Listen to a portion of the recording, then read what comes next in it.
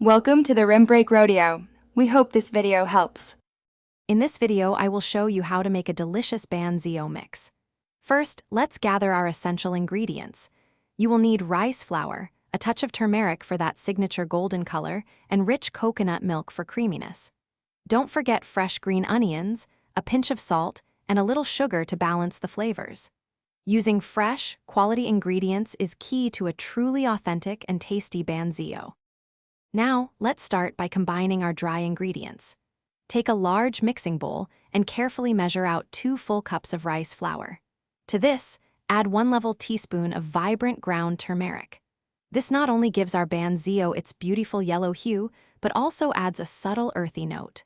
Whisk these dry components together very thoroughly, ensuring the turmeric is evenly distributed throughout the flour mixture. Next, we'll introduce the liquids to create our batter. Slowly pour in 1.5 cups of creamy coconut milk. While continuously whisking, gradually add 1 full cup of water. This helps achieve the perfect consistency. Finally, stir in 2 tablespoons of freshly chopped green onions. Continue mixing until your batter is completely smooth, with no lumps remaining, ensuring a consistent texture for your crepes. Once your batter is mixed, it's crucial to let it rest.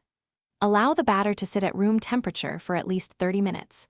This resting period is vital as it allows the rice flour to fully hydrate, resulting in a much crispier and more tender Banh Xeo crepe. If you have any unused batter, simply cover it and store it in the refrigerator for up to 2 days, ready for your next delicious meal. Thanks for watching. Consider subscribing if we helped you.